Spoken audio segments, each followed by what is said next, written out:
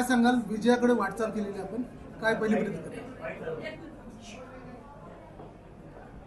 नांदेड जिल्ह्यातल्या मतदार बंधूंनी या निवडणुकीमध्ये आमच्या महाविकास आघाडीवर आणि माझ्यावर विश्वास टाकला, म्हणून ही विजयाची घोडदौड आज आम्हाला पाहायला मिळाली. कुणाला श्रेय दिलं? जनतेला, मतदाराला, व्यक्तिगत कोणी नाही. किती लीडपर्यंत तुम्हाला मी मागेही सांगितलं 1 लाखाच्या आसपास लीड मिळेल.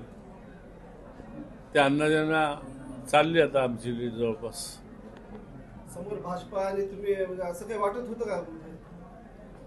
ह्या निवडणुकीमध्ये मला कसलीच भीती वाटली नाही, कारण का लोकांचाच एवढा आधार मिळाला, लोकांचाच कौल होता. त्यामुळे मी नास्त या निवडणुकीमध्ये प्रचार करीत राहिलो, लोकांच्या भेटीगाठी घेत राहिलो आणि हा विश्वास लोकांनी कायम टाकला. ऐन निवडणुकीच्या काळामध्ये अशोक चव्हाण भाजपमध्ये गेले, त्यामुळे आव्हान वाटलं होतं. अशोकराव चव्हाण साहेब BJP मध्ये गेले, का गेले याची कारणं वेगळी, पण या जिल्ह्याने त्यांच्या वडिलापासून अशोकराव चव्हाण 60-70 वर्षे सेवा या काँग्रेस पक्ष म्हणून त्यांच्या पाठीशी. पण अचानक अशोकराव चव्हाण BJP मध्ये गेले.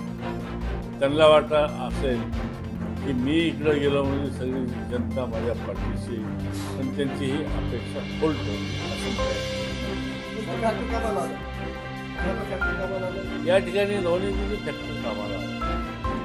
एकतर जरांगे फॅक्टर कामाला आला आणि दुसरी या BJP सरकारची नीती या 10 वर्षातली करार नव्हे, महागाई वगैरे, एक फॅक्टर कामाला आला. सरकार आलं तर पहिलं काम काय राहील जिल्ह्यासाठी?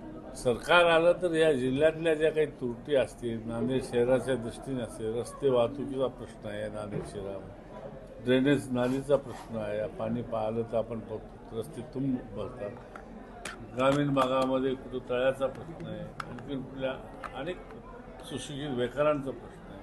या ठिकाणी प्रश्न सोडवावे लागतात.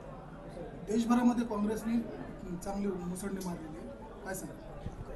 आज खरं म्हणजे 10 वर्षानंतर काँग्रेसने जोरदार या देशामध्ये मुसंडी मारली.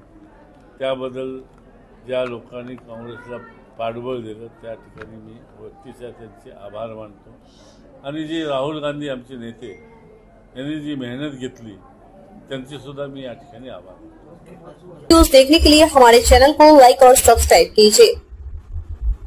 हमसे संपर्क करने के लिए 9049032007 पर कॉल या व्हाट्सएप कर सकते हैं.